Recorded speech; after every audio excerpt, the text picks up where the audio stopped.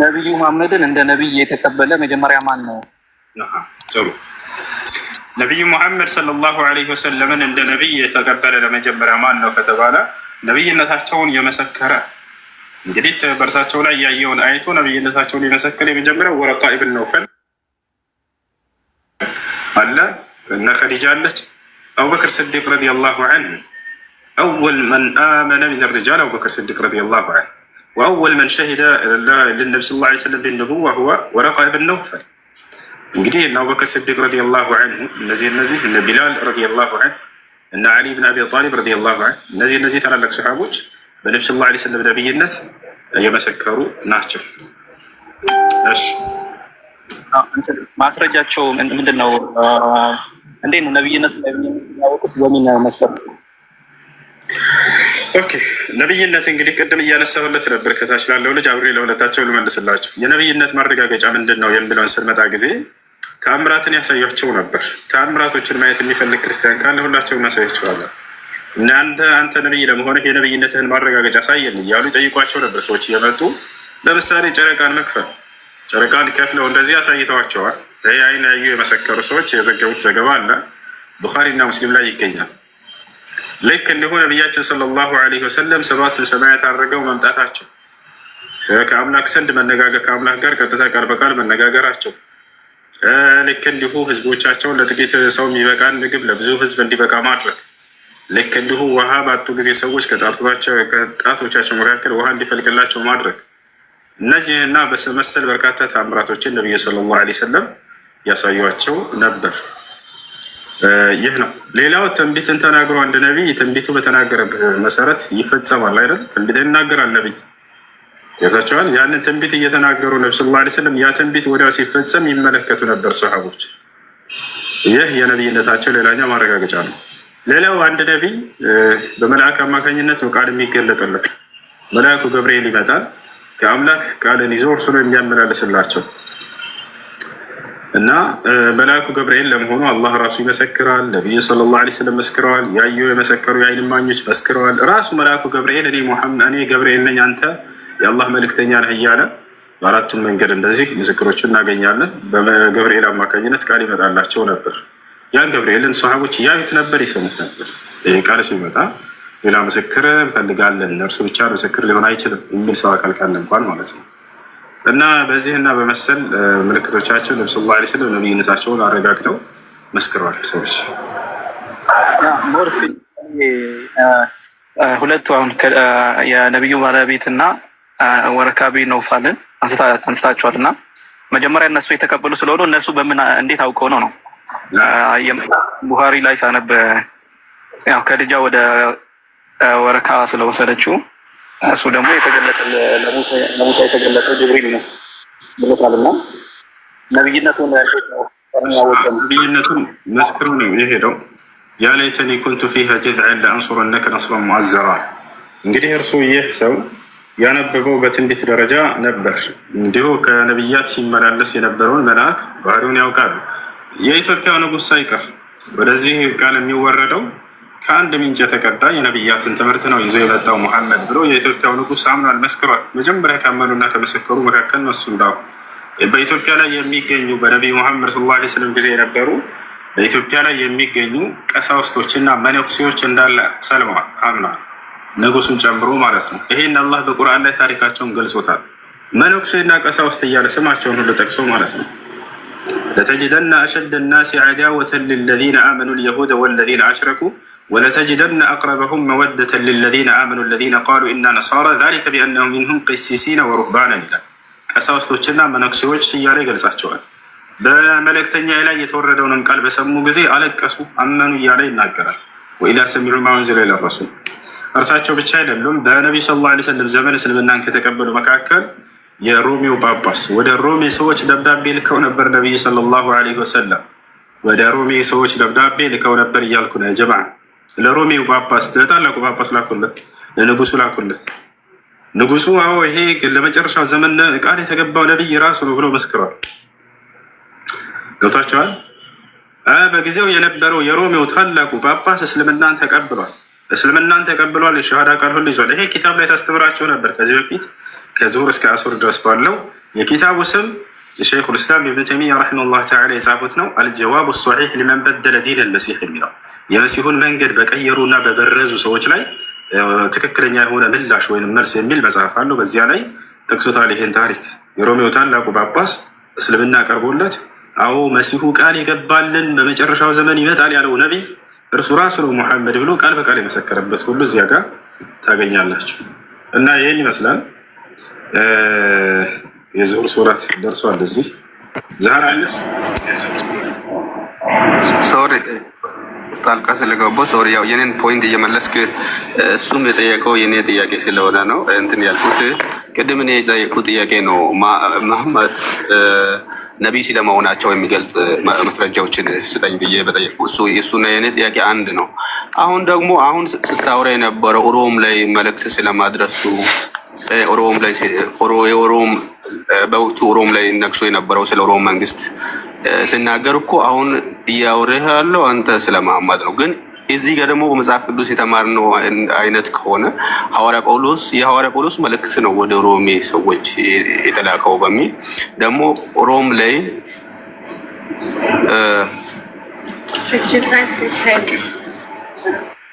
ይሰማል። አንዴ ይሁድ ዛህር አለሽ ይኸውልህ ወገናችን ጳውሎስ ከዚያ በፊት ከክርስቶስ በኋላ አላህ ብሎ የተነሳ አካል ነው። እሺ ነብዩ ሰለላሁ ዐለይሂ ወሰለም ስለራሳቸው ነው እኔ እየተናገርኩኝ ነው። የአዲስ ነገር ሆነባቸው። አው ነብዩ መሐመድ ሰለላሁ ዐለይሂ ወሰለም ወደ ሮሜ ሰዎች ደብዳቤ ልከዋል። ወደ ሮሜ ሰዎች የላኩትን ደብዳቤ ማየት ከፈለክ ካሳያለሁ። እሺ ሐዲስ ቡኻሪ እና ሙስሊም ላይ ያለ ደብዳቤው ሙሉ አስነብባለሁ። ሚን ሙሐመድ ረሱልላህ ኢላ ዐዚም ሩም ይረቀል አስልም ተስለም يؤتك الله أجرك مرتين قبل ذلك قال فإني أدعوك بدعاية الإسلام أسلم تسلم يؤتك الله أجرك مرتين فإن أبيت فإن عليك إثم الفريسيين ويا أهل الكتاب تعالوا إلى كلمة سواء بيننا وبينكم من لا نعبد إلا الله ولا نشرك به شيئا ولا يتخذ بعضنا بعضا أربابا من دون الله فإن تولوا فقولوا اشهدوا بأننا مسلمون والسلام على من اتبع الهدى.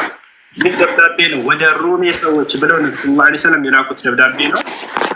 እዚያ ላይ እናገኘዋለን። ሰዎች ሆይ ስለሙ ሰላም ትሆናላችሁ፣ እኔ የእስልምናን ጥሪ አድርግላችኋለሁኝ እያሉ ሁላችንም አንዱን አምላክ በብቸኝነት እናምልክ፣ በእርሱ ላይ ቅንጣትን አናጋራ የሚል ጥሪ ያደረጉላቸው የሮሜው ሰው የሮሜው ንጉሥ ተአምርን እኔ ማየት ፈልጋለሁኝ፣ አለቅነት በጫንቃው ላይ ይደረግለታል ወይንም የነብያት መደምደሚያ የሚል ትከሻው ላይ ታገኛላችሁ፣ ሂዱና አረጋግጡልኝ አለ። ወታደሮቹ ተላኩ፣ ራሱ ላካቸው።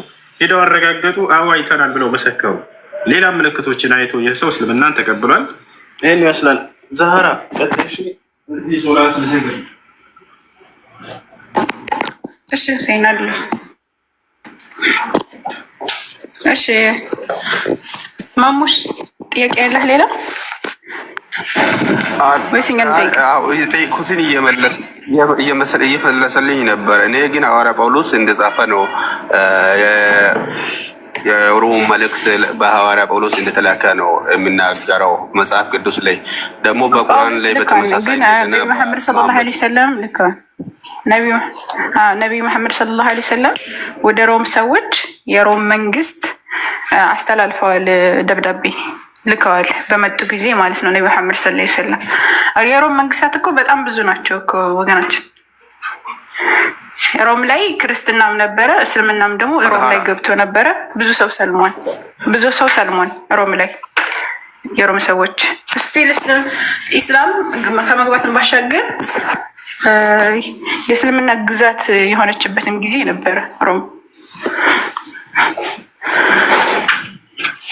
ገብቷል። ሮም እንደውም ተሸነፈ። አላህ ሱብሓነሁ ወተዓላ ጉሊበት ሮም ይላል። ሮም ተሸነፈች እያለ ይናገራል። ሮም ተሸንፋለች። ከጊዜ በኋላ የእስልምና ግዛት ራሱ ሆና ታውቃለች ሮም። እና እንደዛ ነው። ነብዩ መሐመድ ሰለላሁ ዐለይሂ ወሰለም ጳውሎስ ልኳን ወደ ሮሜ ሰዎች የሚባል ደብዳቤ አለ። ግን ያ ደብዳቤ ማን ነው ጸሐፊው? ጳውሎስ ነው የጻፈው ወይስ አይደለም ወደሚለው መሄድ ትፈልጋለህ? ጳውሎስ ነው የጻፈው ወይስ ማን ነው የጻፈው? ጸሐፊው ማን ነው? ሲጀመር የሮሜ ሰዎችን የጻፈላቸው ጸሐፊ መልእክቱን ስለማድረሱ የምንወያይ ይሆናል። መልእክቱ በማን ደረሰ፣ እንዴት ደረሰ የሚለው ጳውሎስ ገና እንዴት ሆነ የሚለው ነገር እሱን ጸሐፊው ራሱ ጳውሎስ ነው አይደለም የሚለው እንጂ ወደ ሮሜ ሰዎች ጳውሎስ ያደረሰው ኦኬ እኮ ጳውሎስ ራሱ እንደጻፈው መልእክቱ የተጻፈው በሐዋርያ ጳውሎስ ነው የሚለው ማስረጃ አለ። ሌላው ደግሞ ስለ መልእክቱ ተመሳሳይ ነገር ነው ይሰማል። ተመሳሳይ ነገር ምን እንደሆነ ታውቂያለሽ? እኛ ሐዋርያ ጳውሎስ ስለጻፈው መልእክት ነው የተማርነው፣ ግን እዚህ ጋር መሐመድ እንደሆነ ነው የምትለው። አዎ ወደ ሮሜ ሰዎች ባይብል ላይ መልእክት አለ እኮ እሱን የለም እኮ አላለሰምቼና እኔም ቢያነብ ዛህራ እሺ ሰሂህ ቡኻሪ ሐዲስ ቁጥር 3 ላይ ሰሂህ ቡኻሪ ሐዲስ ቁጥር 3 ኦኬ ሰሂህ ቡኻሪ ሐዲስ ቁጥር ነው ሐዲስ ቁጥር 7 ሐዲስ ቁጥር 7 ላይ አለ። ወደ ሮሜ ሰዎች ከተላኩት ደብዳቤ ውስጥ አንዱ ነው እሱ። ወደ ሮም ሰዎች አላህ Subhanahu Wa Ta'ala አስሊም ተስለም ሰላም ትሆናለህ ብሎ ለሮም ንጉስ ነብዩ መሐመድ ሰለላሁ ዐለይሂ ወሰለም የላኩት ደብዳቤ ነው። ሰሂህ ቡኻሪ ላይ አለ።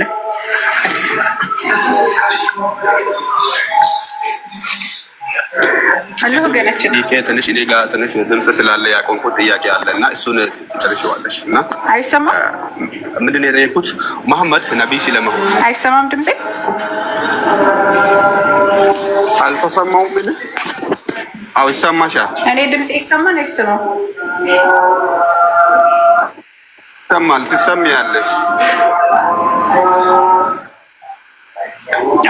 የሚሰማ ከሆነ እኔ ሰሂህ ቡኻሪ ሐዲስ ቁጥር 2 ላይ ሐዲስ ቁጥር 7 ላይ አለ ነብዩ መሐመድ ሰለላሁ ዐለይሂ ወሰለም ወደ ሮም እንደጻፈው እንዳላኩላቸው። እስቲ ደብዳቤው አሁንም ድረስ አለ ታውቃለህ? አለ ደብዳቤው ራሱ የተላከው ደብዳቤ ራሱ አለ እንትና ላይ ማነው ቱርክ ላይ አለ የተጻፈው ደብዳቤው ራሱ ማለት ነው። ኦኬ ግን እንትና ማነው ጳውሎስ ወደ ሮም ሰዎች የጻፈው ደብዳቤ እንደሆነ ምንድነው ማስረጃ አንተ? ኦኬ ስለማለት ጻፈው ከማለው ጋር አሻገር ለማለቱ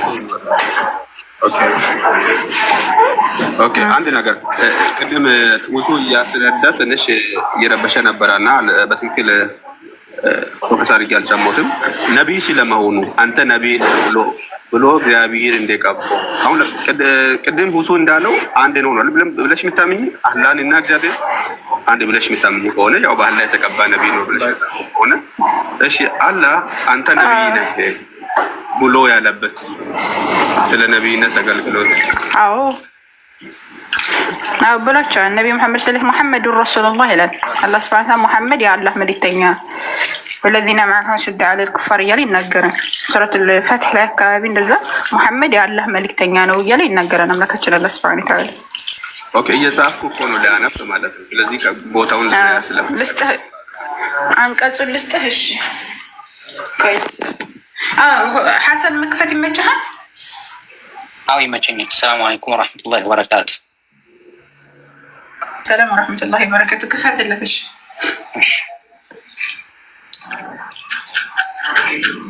አፈልጉት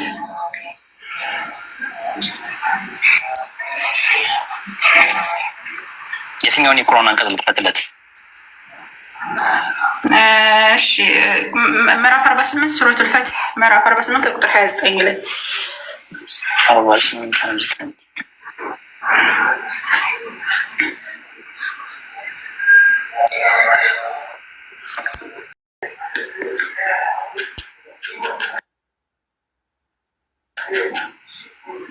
ሰጠውክ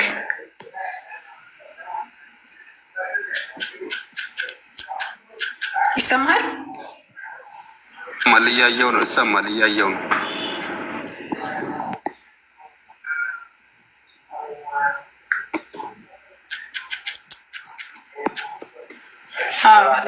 ሌላ ጥያቄ አለ ወይስ እንጨምርልህ? እሱን አሁን አይቼዋለሁ አነባለሁ ጨምሬ። ሌላው ደግሞ ሌላ ጥያቄ አለኝ። ለመሐመድ ጋብቻ ሁሌም የሚወራው አሁን እኛ ባደግንበት አካባቢ ላይ መሐመድ ከእናንተ የተሻለ ስብዕና የሌለ ነው፣ ስለዚህ በሕፃንነቱ ያገባ ነው፣ እንዴት ነቢይ ሊሆን ይችላል? እናንተ እንኳ ወጣቶች ሆናችሁ እንኳ ብዙ መስፈርት በማሟላት ዙሪያ ካልቸርን በመጠበቅም ረገድ አላችሁ፣ እሱ ከእናንተ የሚሻል አይደለም ነቢይነቱ ይቅርና ብሎ ይላሉ።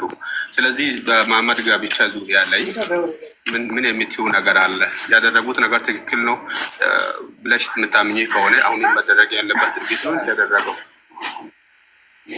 እሺ በመጀመሪያ አንድ ነብይ ለመባል ጋብቻው ጋራ የተወሰነ ነው። አንድ ነብይ ለመባል ጋብቻው ትክክልና ስህተት መሆኑ ላይ የተወሰነ ወይስ በአምላክ የተመረጠ መሆኑ ነው ትክክል የሚያስብለው?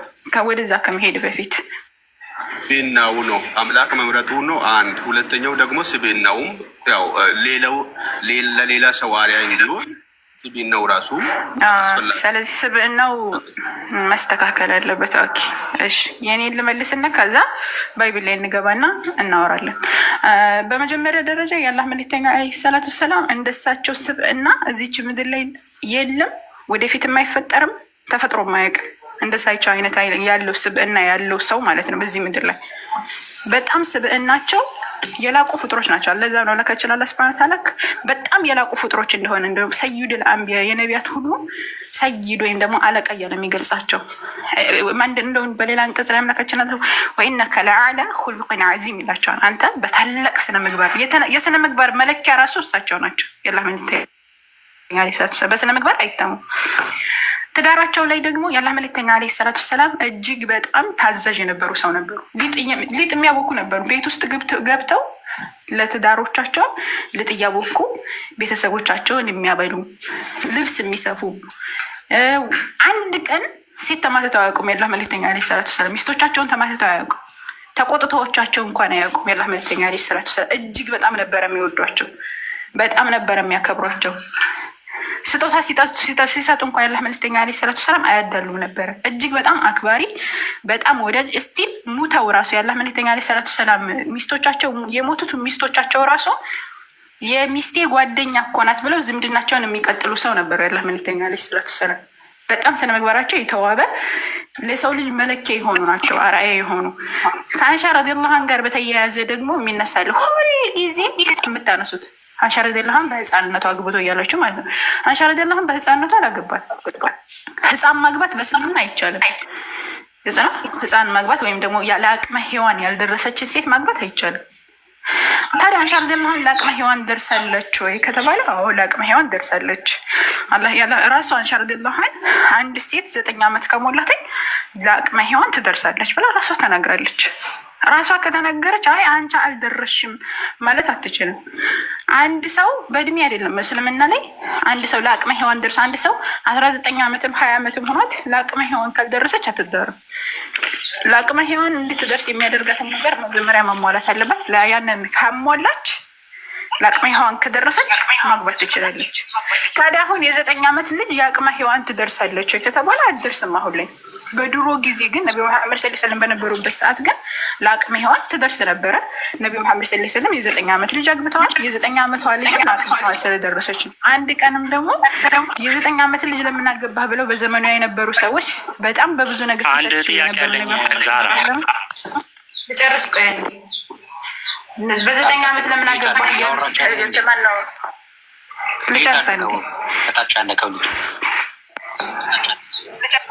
አንድ ቀንም ተችተው አያውቁም ቁረይሾች በብዙ ነገር ነቢ መሐመድ ሰለላሁ ዐለይሂ ወሰለም ይተቹ ነበር። በነገራችን ላይ ግን የ9 ዓመት ልጅ ለምን አገባህ ብለው አንድ ቀን ተችተው አያውቁም የአላህ መልእክተኛ አለይሂ ሰላቱ ሰላም። ገብቷል። ስለዚህ ለአቅመ ሔዋን መድረስ ግዴታ ነው እስልምና። አንድ ማን ነው ሚዩት የከፈተው? ባለ ሚዩት አድርጎ እያስተጋባ ነው።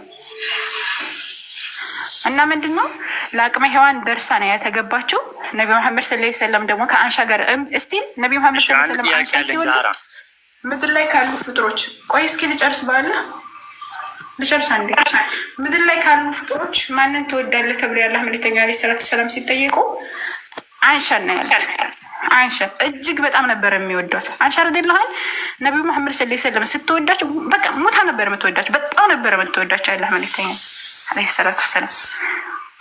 በጣም ነበር የምታከብራቸው። በጣም ነበር የምትቀናቡ ራሱ እስቲ ነቢ መሐመድ ሰለላሁ ዐለይሂ ወሰለም ገብቷል። ነቢ መሐመድ ሰለላሁ ዐለይሂ ወሰለም ከአንሻ ጋራ ምግብ ስትበላ ራሱ የበላችበትን እሷ አጥንት የጋጠችበትን የእሷ አፍ ያረፈበትን ነበረ መርጠው የአላህ መልእክተኛ እሷ ያረፈበትን አጥንት ነበረ የሚግጡት። የዚህን ያክል የዓለማት እዝነት የዓለማት ነብይ ሆነው የዚህን ያክል ነበረ ተናንሰው ከእሷ ጋር እንትን የሚሉት። ከእርሷ ጋር ሩጫ ይሽቀዳደሙ ነበረ የአላህ መልእክተኛ አለይሂ ሰላቱ ሰላም። የሚገርም ከእሷ ጋር እሷ የጠጣችበትን የእሷ አፍ ያረፈበትን ውሃ መርጠው ይጠጡ ነበረ። በጣም ከመውደዳቸው የተነሳ ማለት እሷ ራሱ ስትምል በሙሐመድ ጌታ ይሁንብኝ ብላ ነበረ የምትምለው። በጣም ነበረ የምትወዳቸው ገብቷል። ስለዚህ አንድ ቀንም በአላህ መልእክተኛ ላይ ሸክዋ ወይም ደግሞ እንደዚህ በድሎኝ ብላ የአላህ መልእክተኛ ልታሰጠቅም ሰው በጣም ነበር የምትወዳት። ትዳራቸው ወይም ደግሞ አያ የሚሆን ዓለም ላይ ማንም ሰው እንኳን አይደለም ሙስሊሙ ከሃዲ የሆነው ሰው ራሱ ሊከተላቸው የሚገባው ምርጥ ሰው ናቸው የአላህ መልእክተኛ። ክርስቲያኖች ዝም ብለው ከልብ ወለዳቸው ስለሚያወሩ ነው። አሁን ወደ እናንተ እንምጣና አንድ ነቢይ ለመባል ስለ ምግባሩ እንትን ማለት አለበት ብለህ ተናግረሃን እና እንደዛ ከሆነ ወደ ባይብል እንሄድና ዝሙተኛ ነቢያቶችን እንመለከታለን። አንድ ሰው ዝሙተኛ ከሆነ በአምላክ ሊመረጥ አይችልም አይደለም ወገናችን። ዝሙተኛ ብቻ አይደለም ማመጣላችሁ። በነገራችን ላይ በአምላክ ላይ የሚያጋሩ አምላክን የሚክዱ ነቢያቶች ራሱ ነበሩ። ከአምላክ ላይ ጣዖት የሚያስመልኩ ነቢያቶች ራሱ ነበሩ። ባይብል ላይ ጣዖት አምላኪ ማለት ነው። ጣዖት ቀርጸው የሚያስመልኩ ነቢይ ነበሩ ነቢያቶች። ከወንጀል ሁሉ ትልቁ ወንጀል ይሄ ነው፣ የሚያስገድል ነው። በኦሪት ሕግ አንድ ሰው ከአምላክ ውጭ ካመለከ ይገደላል።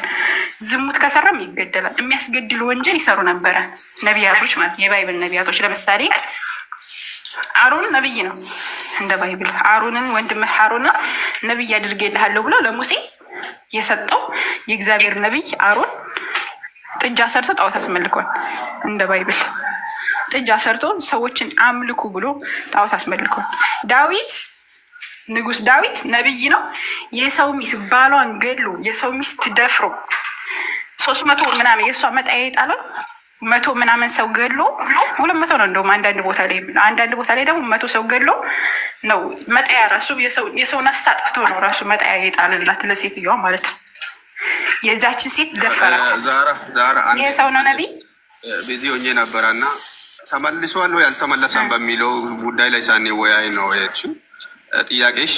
ጥያቄ ተመልሷል ወይ አልተመለሰም የሚለውን ቼክ ማድረግ ጥሩ ነበር። ዝም ስላልነክ እኮ ነው።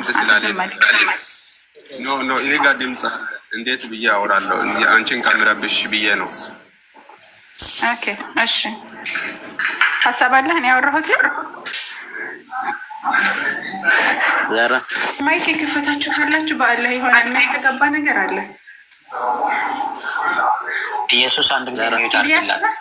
ኢየሱስ ኢያሱ ነው እንጂ እዚህ ጋር ኢያሱ ከእሱ ጋር ትጨርስና ከአንተ ጋር ትቀጥላለች። ቀጥ ዛራ ያለ ሀሳብ አለህ ወገናችን? አሁን ያወራሁት ላይ ተቃውሞም ካለ በማስረጃ ተቃውመኝ። ትክክል አይደለም ካልቀረገል ነገር ማለት ነው።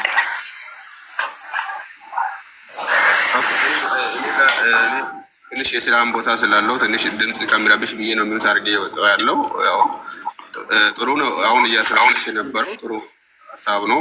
እያያዝኩ ነው፣ መረጃውን ለማንበብ እያያዝኩ ነው። ሆኖም ቅድም በጠየቁት ጥያቄ ነው እስካሁን ሪል የሆነ መረጃ ያላገኘ። አገባ፣ ወለደ፣ ከዛም በኋላ ሰው እንደሚኖር ኖረ፣ ሞተ። ከዛ ያለፈ ታሪክ እኔ ነቢይ የሚያስብል ወይም ሞት አሸነፈ ወይም ድንቅ ታምራት ሰራ፣ ከአለት አፈለቀ፣ ባህር ከፈለ የሚባሉ ነገሮችን መሐመድን ነቢይ ያስባለ አንዳንድ የተወሰኑ ነገሮች ትንሽ ልታብራሪ ብዬ ነው ያልኩት። ከነ መረጃ ቢሆን ጥሩ ነው። እኔ ደግሞ ጽፌ ያስኩ ነው። ምንም ቢዚ ቢሆን መረጃውን ጽፌ ይዛለው የሰጣሽውን። ከዛም በኋላ ያለውን ከኛ ምንድን ነው ለየት የሚያደርገው የሚለውን በዛ ዙሪያ ላይ ተመልሼ መጣና በሚገባ እንወያያለን። ያው መማማር እስከሆነ ድረስ መሐመድ እንደኛ አግብተዋሉ፣ ከኛ ፈጥነውም አገቡ፣ ከኛ እኩል አገቡ፣ አግብተዋሉ፣ ወልደዋሉ። ከዛም በኋላ ሰው እንደሚኖር ኖረዋሉ፣ ሞተዋሉ። ከዛ ያለ ከድንቅ ነገሮች እንዲህ አይነት ነገሮችን ምናልባት በመሐመድ የተሰራ ታምራቶችም ሌላ ድንቅ ታምራቶችም ካሉ ብዘረዝሬ በማስረጃ የተደገፈ ቢሆን ከዛ ቢያነብና ዛሃራ ብዙ ብንወያይ ብዬ ነው። በጣም ቢዚ የሆንኩ ነው። እስኪ የተወሰነ ነገር በይ።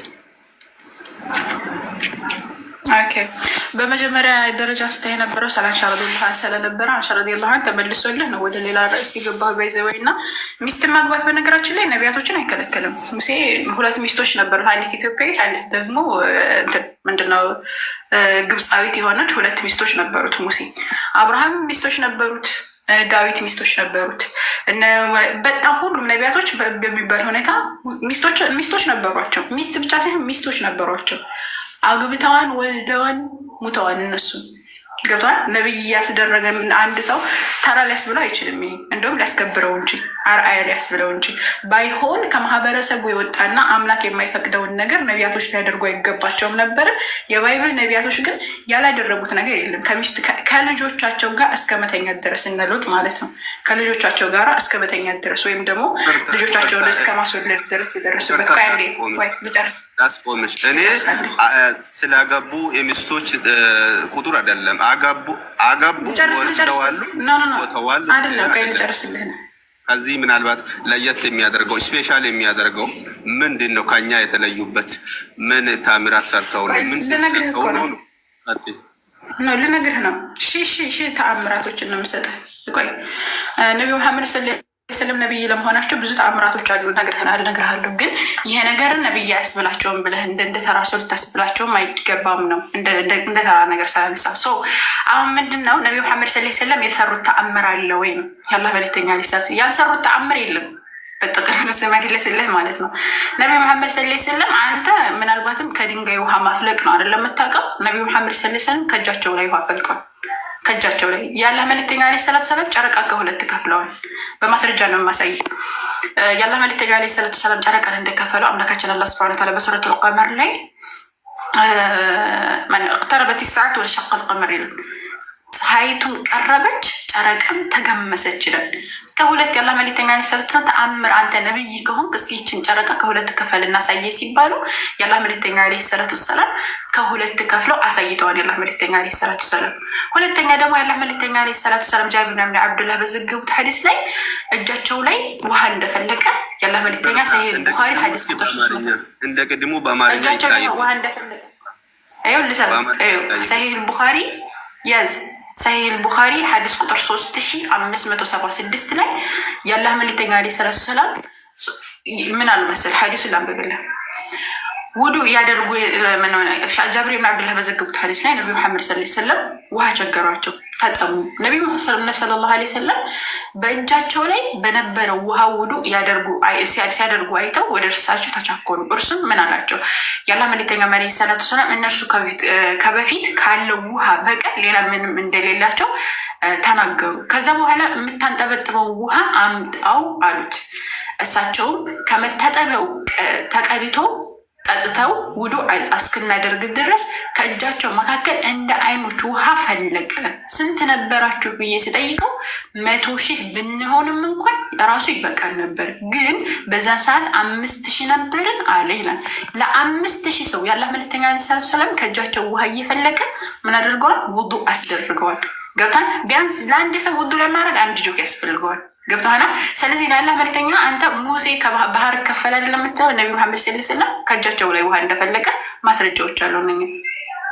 በሌላ ሐዲሳቸው ላይ የአላህ መልእክተኛ ዐለይሂ ሰላቱ ሰላም ምንድን አድርገዋል መሰለህ? ምግብን በጣም ብዙ አብዝተዋል። ለምሳሌ አምላካችን አላህ ሱብሓነሁ ወተዓላ የገለጸዋል። ሌሎችም ሐዲሳቶች አነስ ብን ማሊክ በዘገቡት ሐዲስ ላይ ደግሞ ምን አሉ? ነቢ መሐመድ ሰለላሁ ዐለይሂ ወሰለም ዙራ በተባለ ስፍራ ከባልደረቦቻቸው ጋር እያሉ ውሃ መያዣ እቃ መጣላቸው። እጃቸውም በእቃው ላይ አስቀመጡና እነሱም በዚያ ጣታቸው ነው አይደለም። ከአንድ ጊዜ ሰው ይህ ሳይሆን ከአንድ ጊዜ ለአንድ ጊዜ ልክፈት